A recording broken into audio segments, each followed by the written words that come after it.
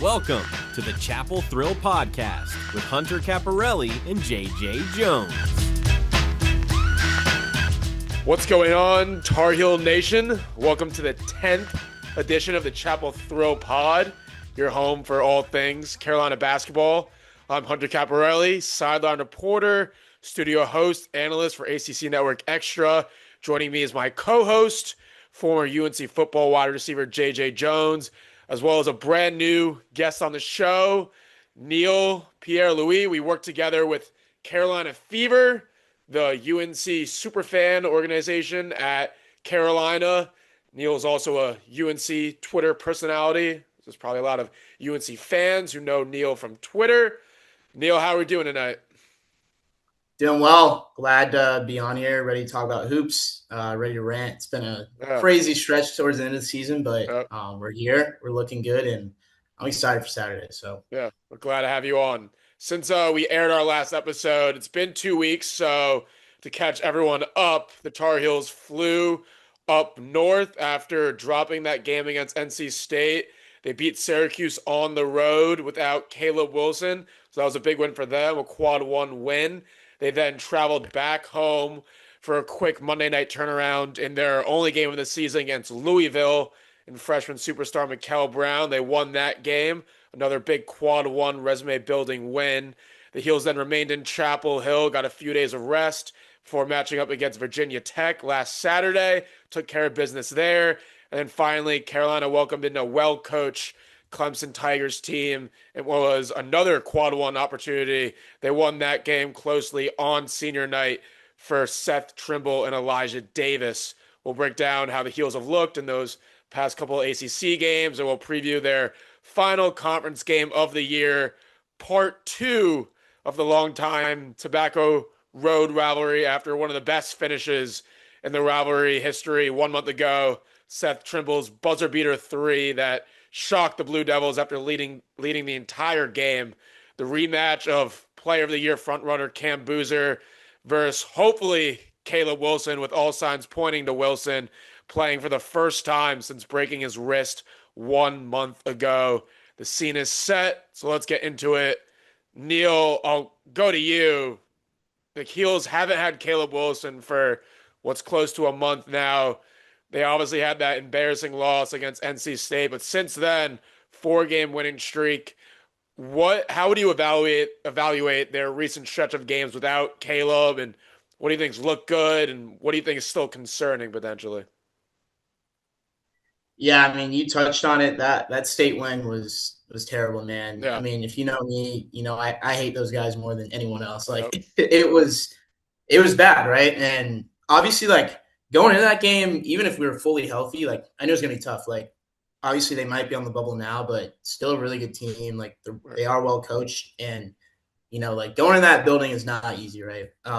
But that game, I was like, man, like, almost a 30 bomb, and we got a bunch of these quad one opportunities coming up. Wasn't looking good, but getting Henri back was so huge. Like, he's played so well. And I think that's just been a big part of it.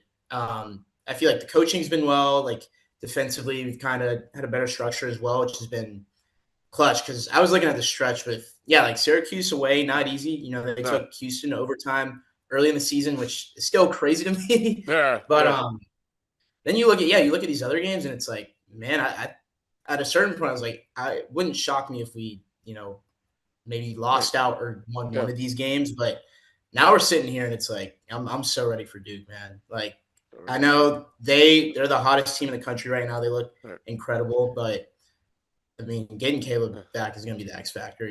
Like, I just know after what Copeland said to him in the state line, I just know he's been waiting to get back out there. So I'm excited, but I mean, they're heating up at the right time. Regardless if they beat Duke and kind of how the ACC tournament goes, I'm really excited for how this team will perform in March. So yeah, I love it. JJ, I'll throw it over to you. What do you think is the biggest reason for Carolina's recent 4-game win streak, considering Caleb Wilson's been out for all 4 games?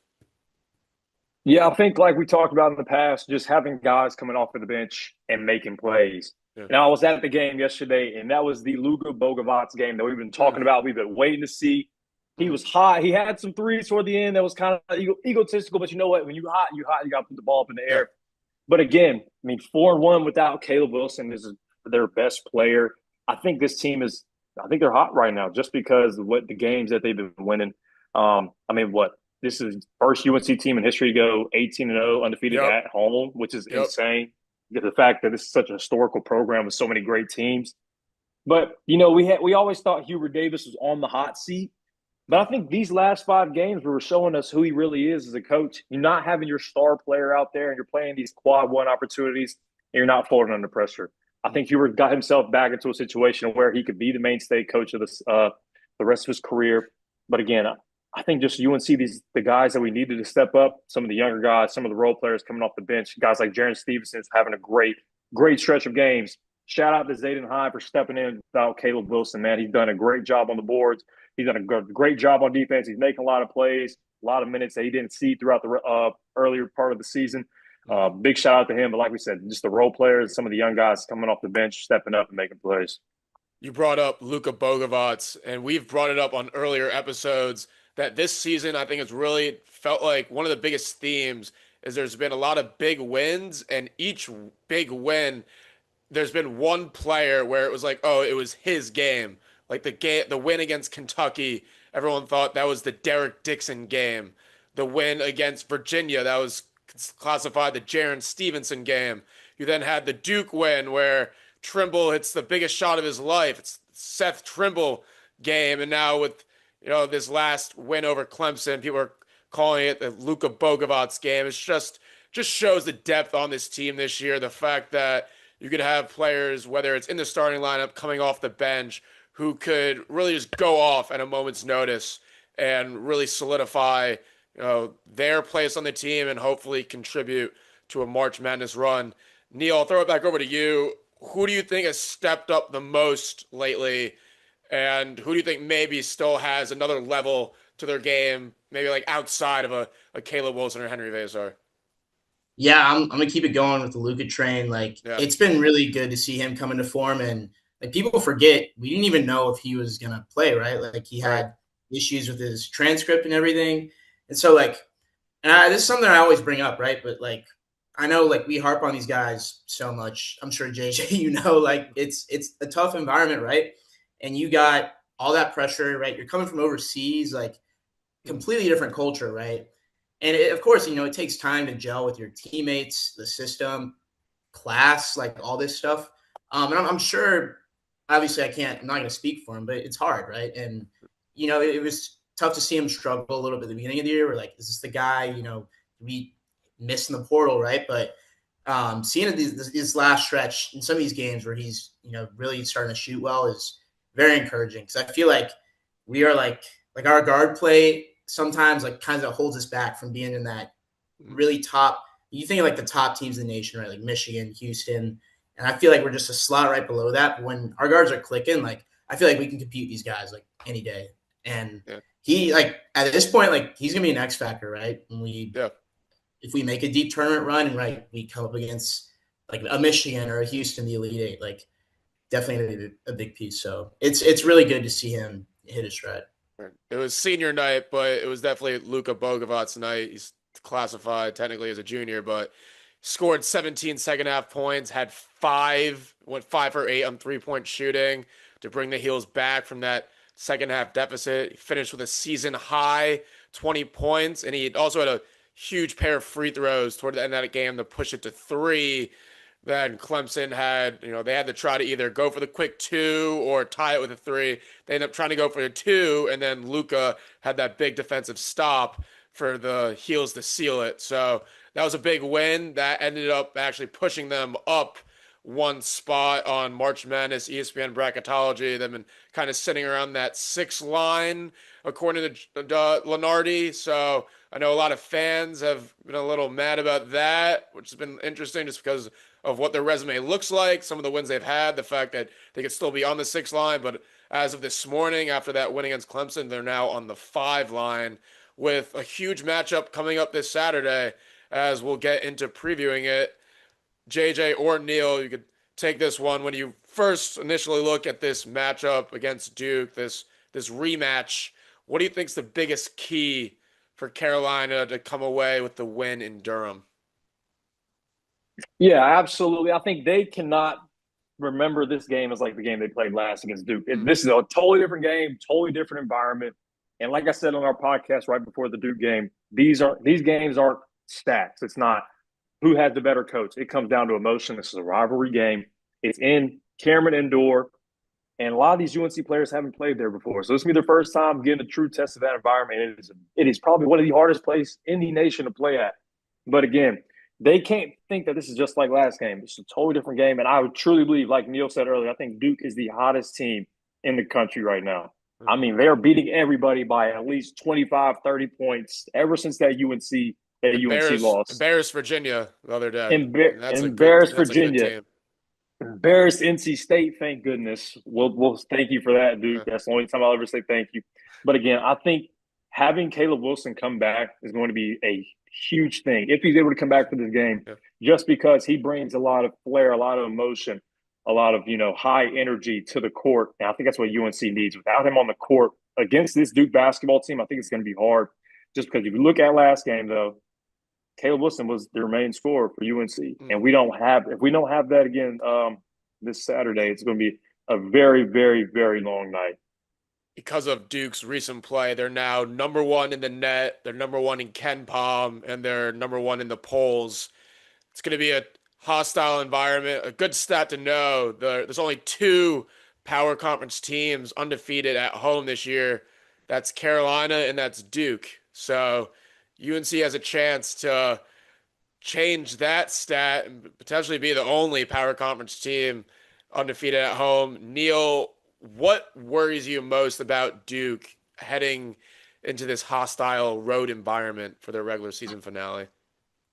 Yeah, I mean, Shire just got them firing on all cylinders. Yeah. Like they have so many guys who they just know their role and they just stick to it, and it's just so clinical. I mean, yeah, I've watched like their last few games, like State, Belt, Virginia, Belt. Like it's crazy, man. And they don't look like they're slowing down. And yeah, JJ, like you mentioned, is a completely different game. I agree. Like this Duke team, way better than the Duke team we saw at home, right?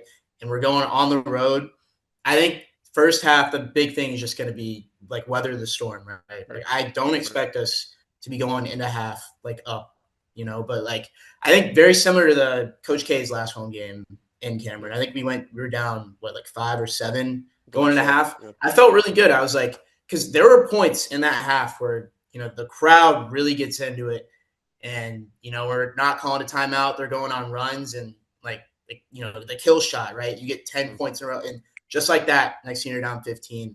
So I think from coaching perspective and just our guys, like you're really gonna have to weather it, and that's where I really like Caleb here. Like it's insane that he's this young and he's not scared of anything. Right. It seems. Something might be wrong with him, and like I mean that in a good way, because I don't know how you can walk in these situations and say like I'm that guy. It's so impressive, especially at that age, right? Yeah. The last time UNC went into Durham and beat Duke, it was 2 years ago when the Heels were number 1 going into March Madness. That was the Cormac Ryan game. UNC was actually up 9 points at the half in that game. They ended up winning 84-79. Cormac had 31 points in that game, hit 6 threes.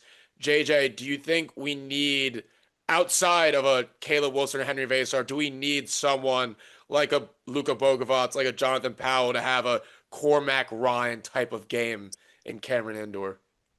Honestly, I don't want to see that in this game, just because I don't want to see guys trying to play outside of their mind. This is the kind of game where you know your role, stick to your role. Coach Hubert knows what he's doing. If you do your role in this game, like let Caleb be him. Let Veesaar be him. I don't want a guy like Jonathan Powell going out there trying to be superhero, trying to shoot 6 threes or none of that. I want to see good, clean basketball, because like Neil said, this is going to be a game where you just got to cut the deficit down, cut the lead down. You don't want to get down too hard, because like I said, that stadium is just it's hard to play in. But if might potentially cut out there. If I had to come with, no, you're good. If I had to come out with a player though, because I said the Seth Trimble game last time, and Seth Trimble hit that three. I think it's going to be, Henri Veesaar. He's been very consistent these past few games, but I think he goes into this game knowing that, okay, Caleb's coming back. So Duke's defense are going to put all their eyes on Caleb. They're not going to – I mean, I know they're probably not worried about the rest of the guys, so that's when Henri Veesaar steps up and makes a lot of plays in this game. I believe similarly to Carolina, I think the reason Duke has looked so good the past few weeks is their supporting cast has all just stepped up. You look at someone like Dame Sarr, he's really stepped up starting for them at the 3. You look at someone like Malik Brown coming off the bench, he's been really good for them, showing depth at the big man spot. Even like a Darren Harris, who was like their 10th man, he came off the bench and hit a couple threes against Virginia. So it's similar in the fact that UNC has had contributions from their supporting cast. Duke has definitely gotten that as well. Neil, do you think that going into this game, Carolina has to be honing in on some of those supporting players on Duke outside of a Cam Boozer or Isaiah Evans? Honestly, I feel like that's not going to be our main focus. Like the one thing that really concerns me is like Henri did have a really, rough first half against Boozer, like just pretty much outmatched, right? And I could just see a really bad, like worst case scenario. And this is similar to Duke UNC round 1, the year we made the Final Four, where, Bacot had 2 fouls in the first 5 minutes of the game, and it was over, right? And I could see something like that happen, right? And I think, Henry's just got to be locked in, but he's also going to be smart, right? Like there's some no bad fouls, some buckets you're just going to have to give up because, we aren't – that's not our biggest strength of depth right there. We don't want to drop off, especially if, Boozer there. So honestly, not really those guys are going to do what they do. And I really think we got to cut down on Boozer though. He's been ridiculous lately. So. Yeah. Zayden High has definitely been a lot stronger, has looked a lot better this past month. I think after the injuries to Veesaar and Wilson, he has definitely looked more confident, and he's been a huge positive contributor to the team's success over the past few weeks. But like you mentioned, Veesaar definitely cannot get into foul trouble. I think putting Zayden in that spot to play extended minutes would definitely be troubling for him, just going up against the player of the year frontrunner. And I definitely agree that Veesaar definitely has to stay out of foul trouble just for him, his sake, and if assuming Caleb Wilson plays, just keeping the load off of Wilson, not having to do what he had to do in that first half in the part 1 of this year's series, where if it wasn't for Caleb, I think they would have been down 30 points at halftime. They ended up being down around 15, and they were able to come back. JJ, do you think, big picture here, that UNC Duke is still the best rivalry in college sports? I think absolutely. If you look back to that last game, that is what college basketball is all about. Down to the last minute, UNC's not leading the whole game. You have a guy like Seth Trimble who's been at UNC for 4 years, didn't leave during this NIL era, could have left, could have been wherever he wanted to. Hits a game-winning 3 at home. You can't – that's something you dream about as a kid. And I know he's been around the program for a long time. And so, it's just always one of the best rivalries of all time. I have it up there with Ohio State, Michigan in football. It's 1 and 2 for me. Those 2 games right there are amazing. But I think just the past few years, past 5-6 years, in this UNC Duke rivalry have been games that you can't find in any other rivalry out there, whether Kansas, Kentucky, or any game like that. But now I love this rivalry. I mean, I came here to play against Duke in football. I know it's not the same, definitely not the same, but growing up, a college sports fan, you tune in to this game. Who's the better blue? It's simple as that. And everybody in the nation knows about this game. JJ, Neil, go ahead. I was gonna follow up as well. I remember, I think it was last year or 2 years ago, people were talking about Auburn, Alabama, because I think it was 1-2. They're like, oh, it's coming for this rivalry.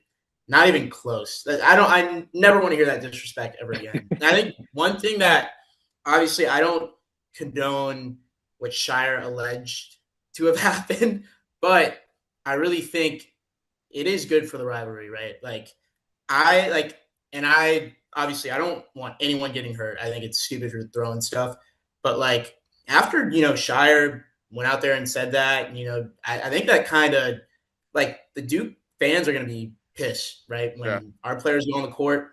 And I think that whole thing, the court storming kind of injected this, not that the rivalry needed that energy, but I felt like, since Coach K and Roy retired, a little bit of that nastiness has been gone. And I think we're gonna see it on full display Saturday. So it's the best, man. It's like I get up for it obviously every year, even before I went to UNC, and I always will. So I'm very excited. You mentioned the fans. I actually did a little research into this. So a lot of people know and realize that Duke students, they do this thing called K-ville where they camp out for over a month and they camp out. Stupidest thing ever.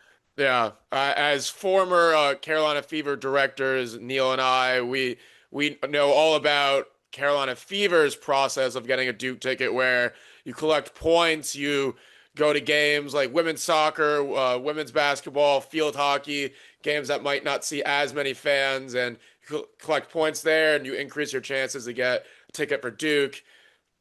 Duke students, they just tent out outside the stadium for over a month, and that's how they get their tickets. But I did do some research into this scheduling for Duke and Carolina. Apparently, Duke's spring break is a week earlier than UNC, so that Saturday is technically spring break for Duke, whereas Carolina, the spring break is actually a week after. So say a couple days from now, if UNC was to beat Duke, all the Carolina fans are still at school. Their spring break's a week later.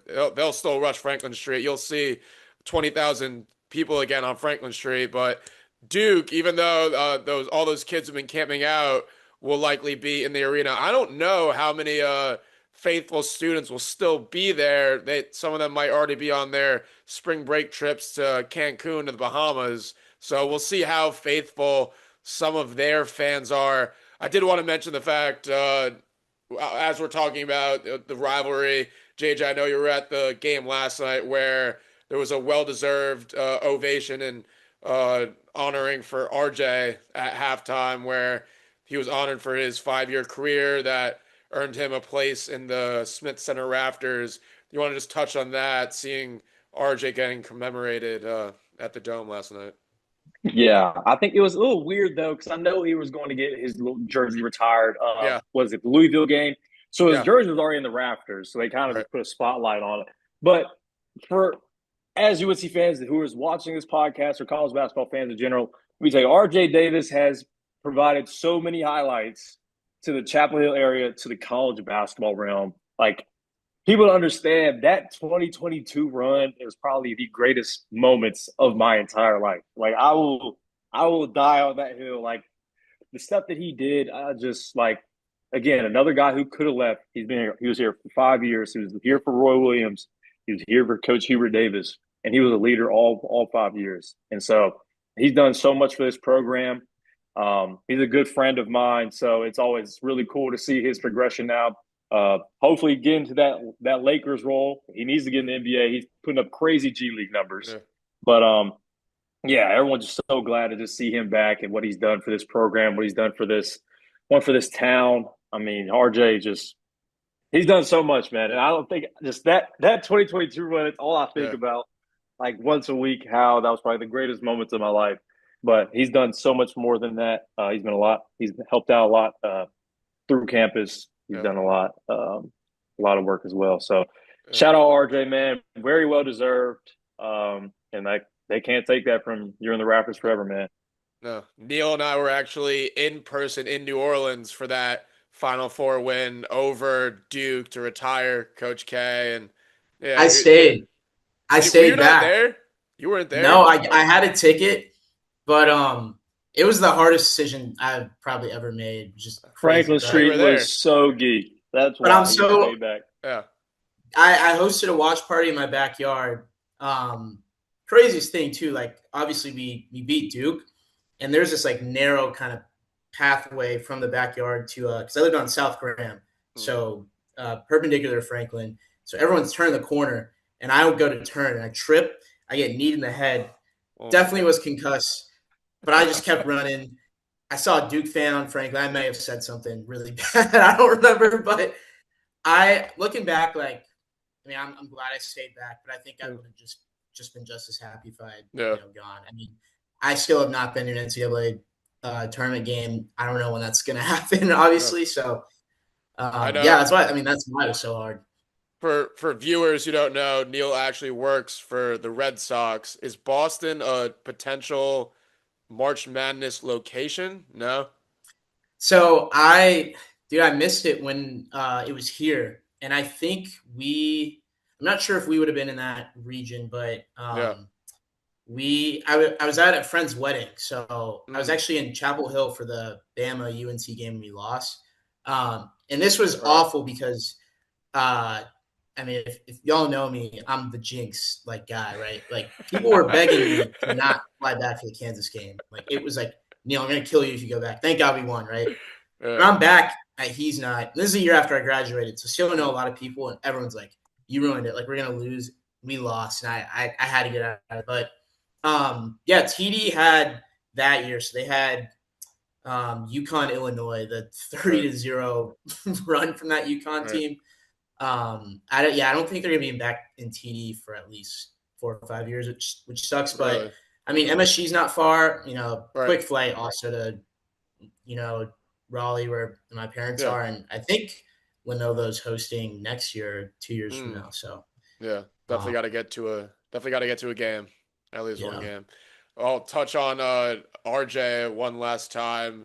JJ, you mentioned the G League. I actually saw something that said he had made the cross-country trip. He's playing for the LA G League team. So he had made the cross-country trip and then was back in Oklahoma City today for a noon Eastern game.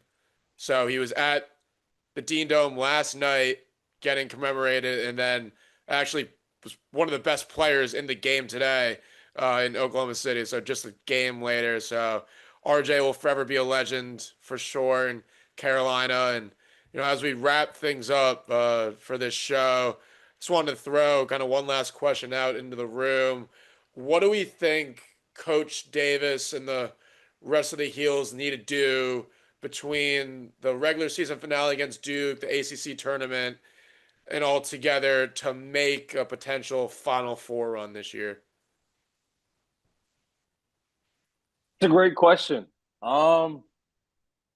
I think we just need our guys to play their game. I don't want to see any outrageous game. I know we had the Luca Bogavac game, had the Jaren Stevenson game. We just need the UNC basketball game every single game from here on out. I want y'all to play y'all's best, whether it's play team basketball.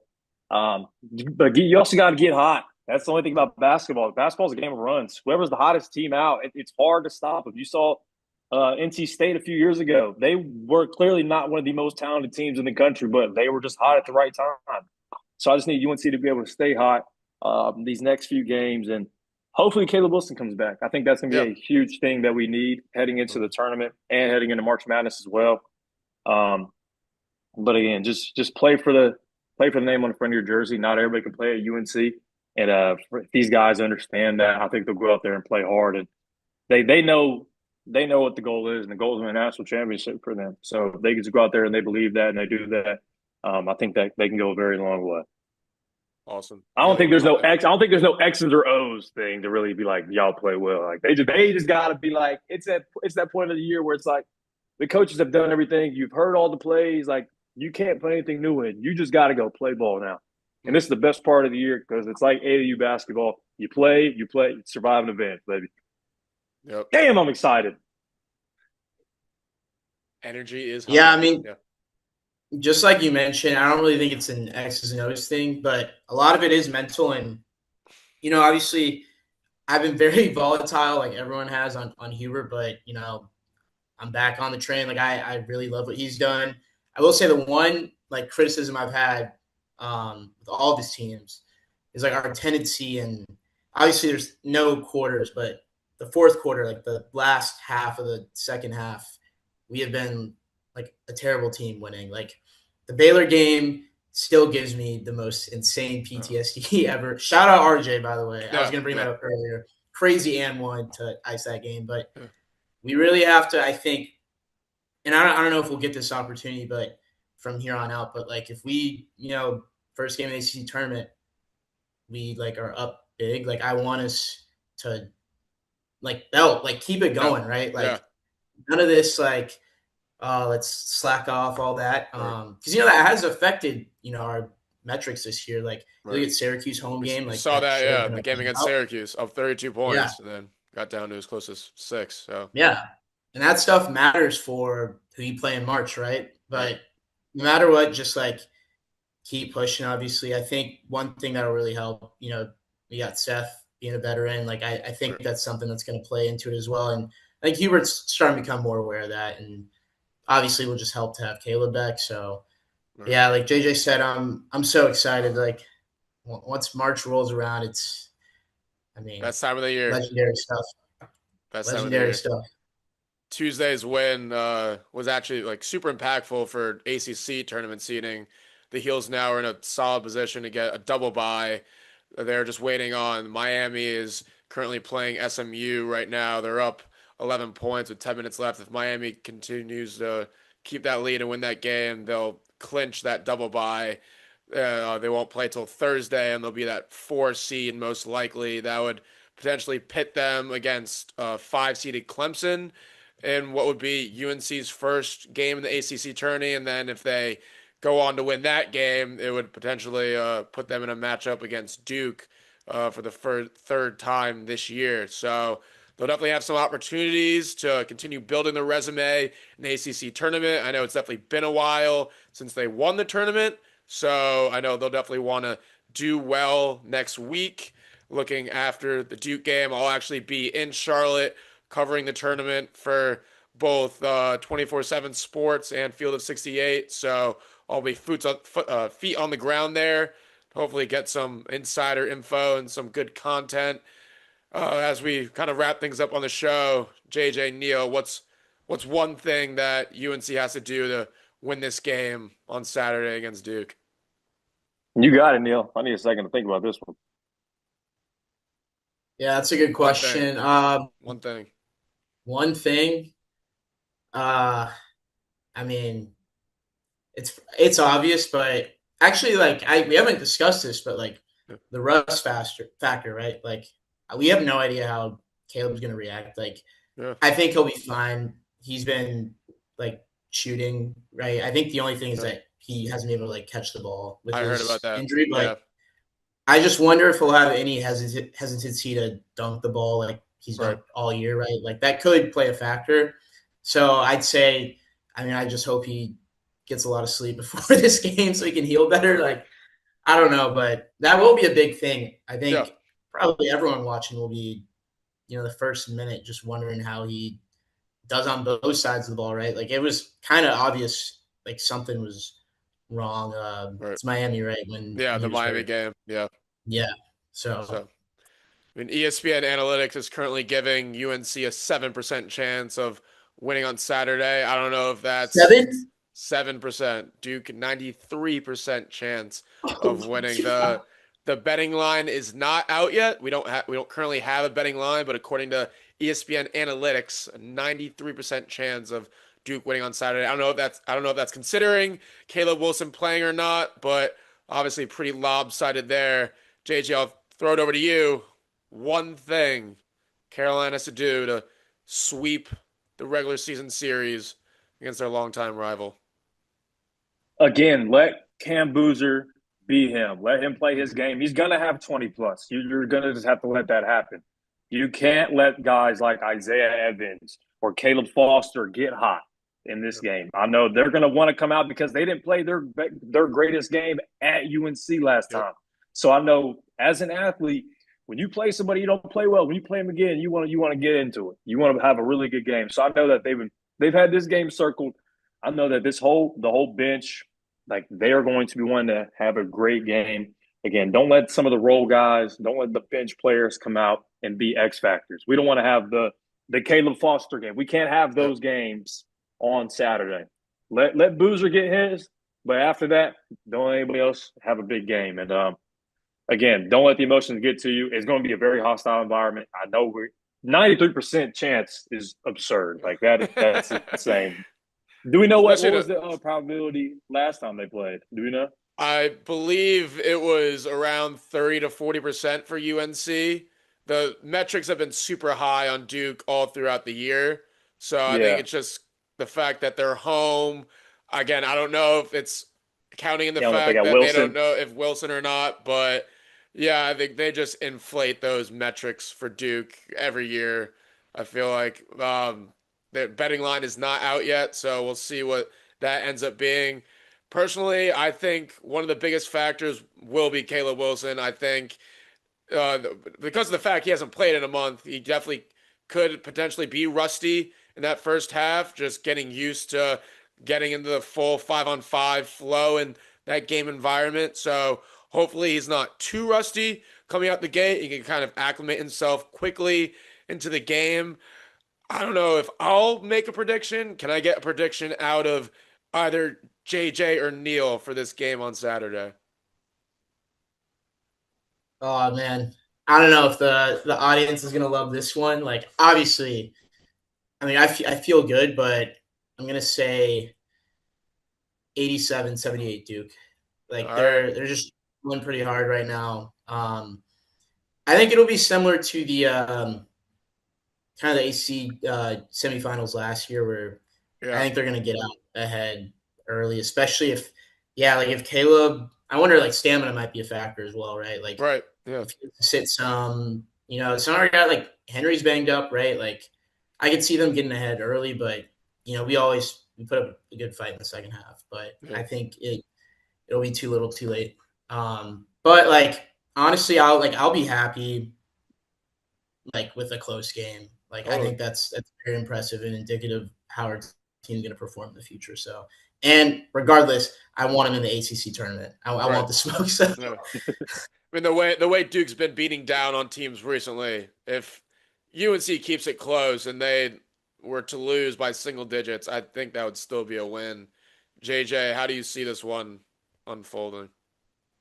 Man, straight belt. No, I'm playing. Look, that 93% is kind of changing my mind to the point where it's like, like you just said, Duke's the hottest team out right now. And it's so hard to play a team like that.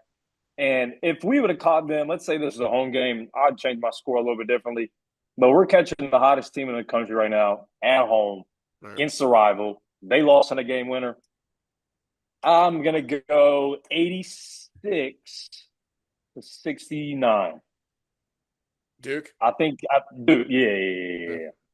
But, I mean, the UNC fan of me is expecting another big game, a huge win. But I'm also a realist. And like I said, man, it's hard. It's hard to play a team like that right now. At home, they got so much riding for them. Like Neil said, catch them in the ACC tournament, belt the ass. Yeah. I mean, this is a team that has 2 losses. They have a 1-point loss against Texas Tech and then the buzzer beater loss to Carolina a few weeks ago. Since that loss against UNC, they're currently on a 7-game win streak. They're winning games by over 30 points. They beat number 1 Michigan on neutral site, which then solidified their number 1 seed. But it's college basketball. Anything can happen, and I've seen crazier things. One thing, didn't Duke's big man foul out in the game? We played them first. Patrick Ngumba. Yes, he did. Yes, that is also going to be a big, big thing because we didn't see him late in that last game. Yep. I wonder how they match him up this upcoming game just because he fouled out early. And I like the way he plays, and I totally forgot about that. And I think that's going to be a big factor heading into this game as well. I remember that because after that game, like I was like, Michigan's going to destroy them. Like their front court. I thought that too. And when Duke won that game, I was like, oh shit. All right. And yeah, you mentioned like Duke's 2 losses. Like Tech, obviously big injury. Like they're not going to be.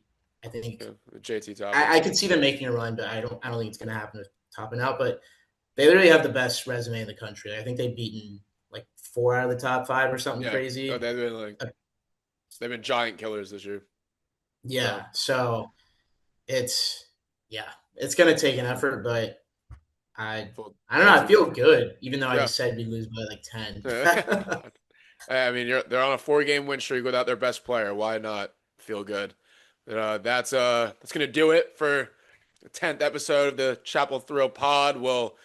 Me and JJ will be back to provide our thoughts and opinions on Carolina's performance against Duke, which would be a massive resume building win if they were able to pull it out. Again, as we mentioned, they're currently on the 5 seed line in bracketology, according to most bracketologists. And I think if they were to win on Saturday, it would definitely move them onto that top 4 seed line even before going into ACC tournament play. As I mentioned before, I'll be on site in Charlotte for the ACC men's basketball tournament. So if any fans have any questions or want any specific content, just shoot them my way, and I'll try to get some good insider information beginning next Tuesday. For JJ Jones, Neil Pierre-Louis, I'm Hunter Caparelli.